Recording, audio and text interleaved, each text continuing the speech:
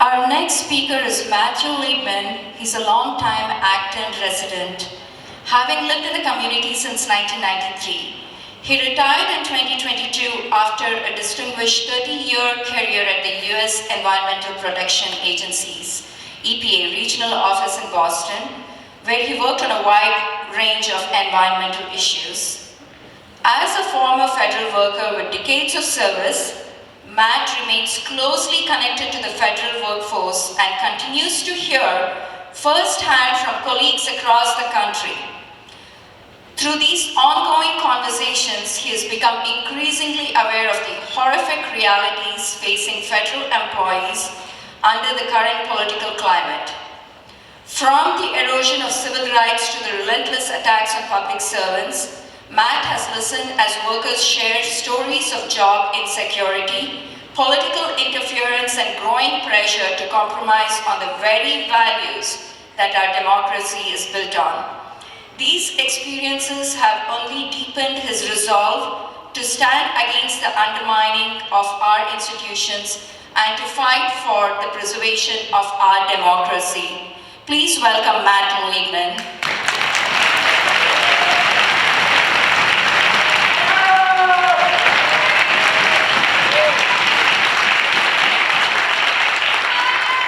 Thank you, Sahana, for inviting me to speak. Good afternoon, everyone. So, I was asked to speak today because I'm a former federal employee and I've been in contact with my colleagues, mostly in this area, to give them my support and gauge how they are doing. Not good!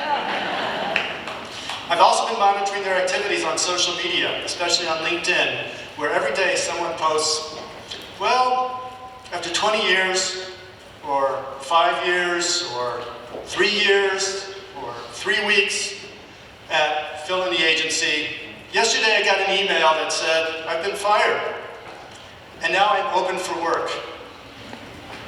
My name is Ben Liebman, and I wish I wasn't here today. I worked for over 30 years for the Environmental Protection Agency office in Boston. We cover the 6 New England states. One of my favorite projects, and one that I worked on for most of my career, was restoring Boston Harbor and protecting Massachusetts.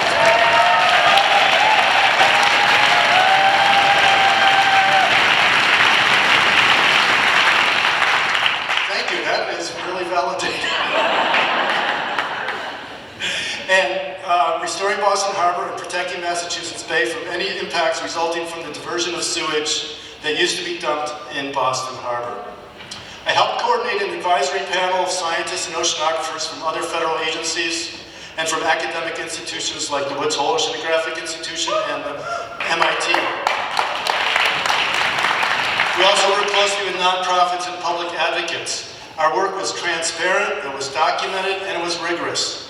It's not that glamorous. We spend a lot of times reading and writing and going to meetings and making and deleting emails. But it's very collaborative and rewarding when you see that after 25 years, Boston Harbor is a thriving ecosystem.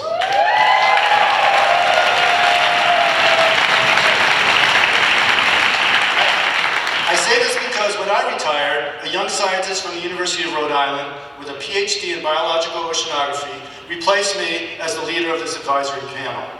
We overlapped for about 6 months and I was able to mentor her a little bit. She's been at EPA for almost 3 years, so I don't think she was subject to the firings of probationary employees. But dozens or others in our office and over 1,000 around the country, almost 7% of the agency, are not so lucky. Our federal agencies hire highly qualified people. These are people with college degrees, advanced degrees, sometimes years of experience in the programs that they administer. We hire environmental engineers from industry or scientists from academia. They often come with specialized knowledge about programs like wastewater treatment, air monitoring, or emergency management. Like my replacement, they waited for months or up to a year to get hired, going through a competitive process of selection, and when hired, sometimes travel across the country to start work, sometimes at salaries below their expectations. Many of them are young, and now some of them are, without warning, fired. Musk's Doge has sent out emails that say, unfortunately, the agency finds that you are not fit for continued employment because your ability, knowledge, and skills do not fit the agency's current needs, and your performance has not been adequate to justify further employment at the agency. These false claims are illegal and false, especially because there's no review. And thankfully for the union that many people belong to, there are performance agreements that document how successful these employees really are. I heard yesterday on the radio an interview from the former head of USAID during the Obama administration that she didn't realize that cruelty was an American value.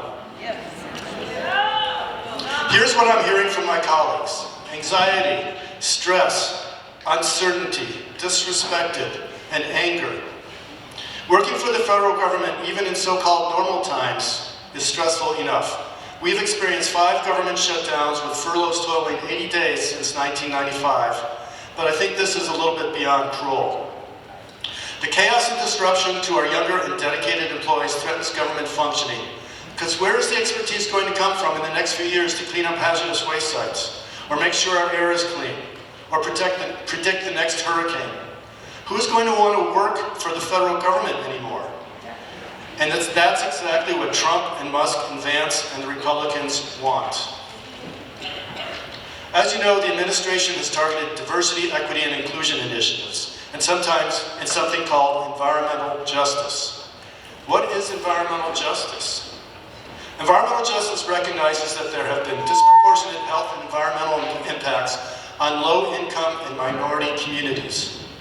It makes you wonder, does this administration only care about high-income and majority communities?